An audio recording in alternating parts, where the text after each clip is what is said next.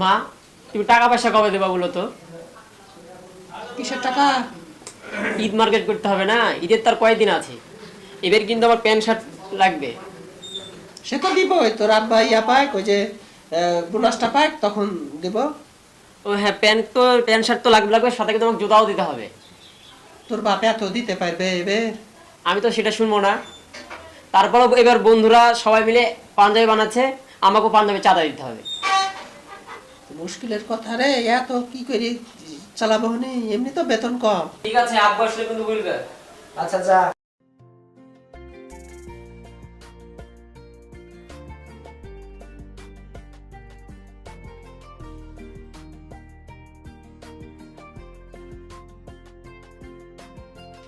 শোনো, ওই ঈদের তো দিতেই হবে, কাকে কাকে কি দিব একটু বলে তো। আয়ুবের কি কি লাগবে? আইবার ওই যে পাঞ্জাবি, শার্ট, প্যান্ট, জুতা আর সবই লাগবে। সবই লাগবে? হ্যাঁ। আচ্ছা, আকিয়ার জামা লাগবে না? জি, আকি আর হচ্ছে যে ওই যে একটা থ্রি জামা। পিস আহ, আর ওই চটি স্যান্ডেল হলেই হবে। স্যান্ডেল স্যান্ডেল আর শোনো, ওই তোমার শার্টটাও ইয়া চেঞ্জ করা দরকার। তুমি একটা শার্ট লিও। আচ্ছা, দেখবো, আমি আমার শার্টটা দেখছি। দেখো, লিখো একটা শার্ট। আচ্ছা, আয়ুবে তাহলে কেমন লাগতে পারে টাকা? শার্ট, প্যান্ট, জুতা, পাঞ্জাবি, ওটি তো প্রায় 4-5 হাজার টাকা লেগে যাবে গো। 5,000 টাকা ধরলাম, ধরে রাখি তাই না হিসেবে? হ্যাঁ রাখো, ঈদ বলে কথা। আকিয়ার জামা স্যান্ডেল, জামাতেই তো 2-2.5 হাজার টাকা লাগবে, স্যান্ডেলেরও 3,000 টাকা। 3,000 টাকা। তোমার কি লাগবে? আমার তেমন কিছু লাগবে না, ওই একটা টাঙ্গাইল শাড়ি আর একটা থ্রি পিস।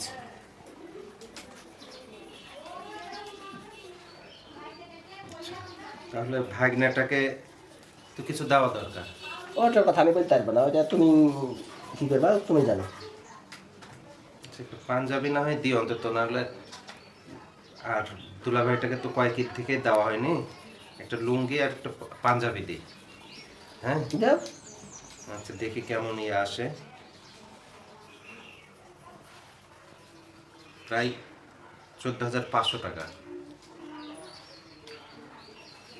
আচ্ছা, দেখা যাক কি হয়। আচ্ছা ঠিক আছে, তুমি ওই হিসাব নিকাশ করো, আমি ইফতারের আয়োজনটা একটু সারিয়ে দিই। কি করব? ঈদের বোনাস তো পাবো 8,500 টাকা, আর 14,500, প্রায় 5,000 টাকা শর্ট।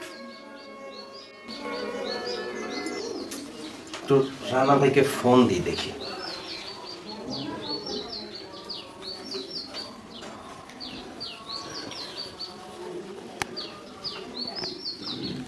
আসসালামু আলাইকুম। হ্যাঁ রানা ভাই, ওই বলছিলাম, মানে একটা দরকারে ফোন দিয়েছি। হ্যাঁ হ্যাঁ, না বলছিলাম যে আসলে ঈদের সময় তো একটু বাজার হাট করছিলাম, জামা কাপড় কিনতে হবে। তা আপনি তো জানেন যে আমার বোনাসটা 8,500 টাকা, কিন্তু এর ওর কাপড় চোপড় দিয়ে প্রায় প্রায় 15,000 টাকা লাগছে। না, আপনি আমাকে 5,000 টাকা যদি দিতেন, ঈদের পরেই দিয়ে দেবো, আমি বেতন পেলে দিয়ে দেবো ইনশাল্লাহ। হ্যাঁ হ্যাঁ হ্যাঁ, ও ভাই ধন্যবাদ ভাই, ভাই হ্যাঁ ধন্যবাদ ভাই, অনেক উপকার হলো ভাই। হ্যাঁ ঠিক আছে, যাক কোনো রকম ম্যানেজটা হলো। যাই, হাত মুখ ধুয়ে আসি।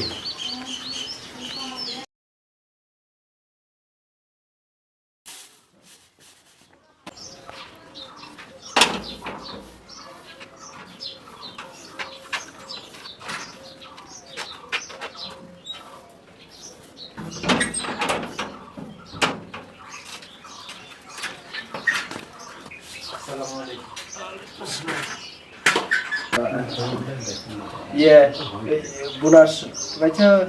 হ্যাঁ পেয়েছি। শোনো, কি? ওই আয়ব বলছিল আর কলেজে নাকি ফর্ম ফিল আপ আছে। Form fill up? হ্যাঁ, কবে? বলছিল আর 3 দিন সময় আছে। এই মানে এখন থেকে 3 দিন? হ্যাঁ, কয় টাকা লাগবে? ও বলছিল আর বেতন এবং ফর্ম ফিল আপ দিয়ে 3850 টাকা লাগবে। ওটা একটু দেখো, আমি কাজকাম সেরে দিই। শেষ না হতে আর একটা, আল্লাহ কি করবো। আল্লাহ, আর কি পরীক্ষা নিচ্ছ তুমি? এমনি ধার দেনা করে টাকা দিলাম, এখন কি করি? এই সাইকেলটা ছাড়া আর, এই সাইকেলটা বিক্রি করা ছাড়া আর কোনো উপায় নেই। যাই, সাইকেলটা নিয়েই যাই।